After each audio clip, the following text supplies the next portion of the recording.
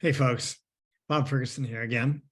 And today I have our friends Faith Reeves and Kellen Gracey with us, and they are on to a very, very exciting part of our project with their team, and that is to do the needs assessment. So Faith is going to tell us a little bit about what they're planning, and then Kellen is going to fill in some technical details. So Faith and Kellen, thanks for being with me today. Hi, everyone.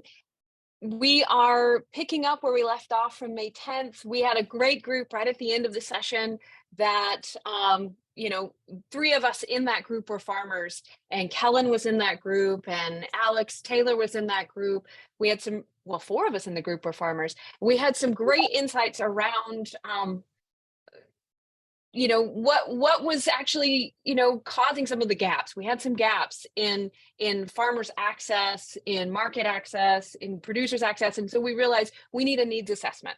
And we have been just collaborating together, pulling together some ideas on what that needs assessment should look like. It's going to go out to our 9-county area, and we're going to kind of break it into demographics or segments, working primarily with farmers and producers, market access, so whether that's your retail or your direct to consumer markets, whether that is wholesale markets, even those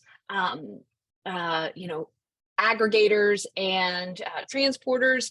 We're going to work with farmers and value add producers as well, looking to find out where they are hitting their walls. Where are those gaps? What is it they need to have to be more successful, to enjoy their jobs more, and to really boost the vitality of our regional, hyperlocal regional community food web.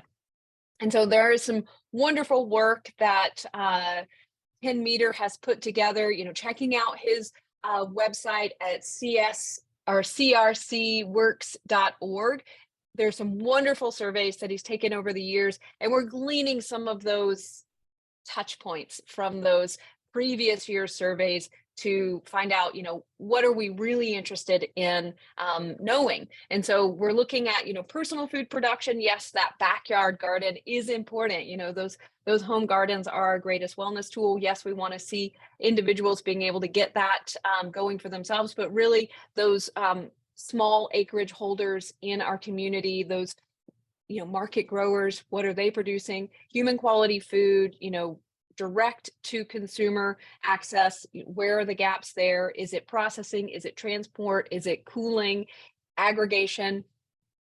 So yeah, we're going to just pull together some great bits of information, and Kellen's going to let us know how that's actually going to happen. We're going to work with these farmers that are interested in our community who were sitting with us at that table, and then other individuals who actually have the domain knowledge around these topics to find out what are the right questions to ask so that we can get the right answers. We can start working on these solutions. So that's what the survey is going to do. Yeah, and I can speak Kellen, how's it going to happen? Yeah, I can speak a little bit to the method side of this. So we ultimately want to gather some responses from a bunch of different folks. A survey is the easiest way to do that. But we also want to use that data, translate those responses into something useful, something usable, but be it some sort of infographic or report or summary or analysis, whatever it may be. And to that end, we need to collect data. So in order to do that, we're going to conduct this survey through an online link.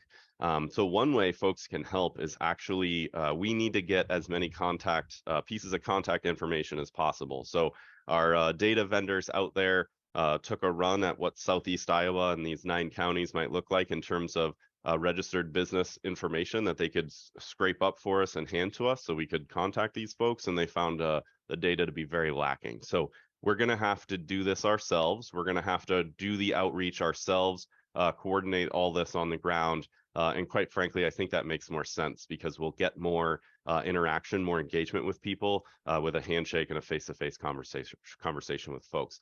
So that's one way that people can help, is to start thinking about ways we can gather up contact information from anybody who might be interested or might have some sort of skin in the game here, from the producers, the market folks, and the aggregators all together. So what does that look like? That ultimately looks like a link, a URL that we can hand out to people that would send them to a website. And at this website, they'll be asked a few screener questions to determine which version of that survey they're going to see. We're going to ask producers, farmers, growers different questions, and we're going to ask the market providers, the storage facilities, so on and so forth. And so ultimately that ends up kind of funneling them into the appropriate channels. Then they go ahead and fill out the survey, and then it gets populated into a comma separated a CSV file. Just leave it at that. And from there, I'll take that CSV file with all of the responses in it. We'll aggregate them all up. We'll do some summary statistics. We'll make some infographics. Do some sort of summary and report for it, and take those insights and head out into the world with our food web needs assessment. Cool. Fabulous. Because in our conversations, it seemed like this was the most important, crucial element, that we really can't move forward on most of the other stuff. I mean, we are moving forward, right? Everything, the horse is out of the barn, things are happening, but we really want to make a very concentrated and thoughtful effort over time. And without this kind of survey data, we really don't know where to deploy our forces and where to, what are the log projects, as Tara says, what are the projects that have logarithmic impact, big impact. So that's great. So any final thoughts before we close up? Just one from me. I just want to reiterate, it's going to be difficult to reach people.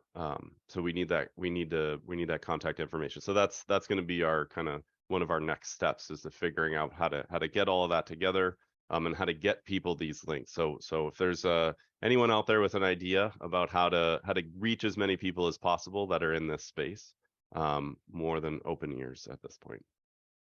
Beautiful. Mm-hmm. Or maybe we could have a, just an online spreadsheet where we could collect information and we can share that link out and have people populate that. And we'll keep it as closed in this group as possible when it comes down to keeping that information, private and protected, but also give everyone an opportunity to populate that. Yeah, and one key component I should make sure to mention is folks who fill out the survey will remove PI, personally identifying information.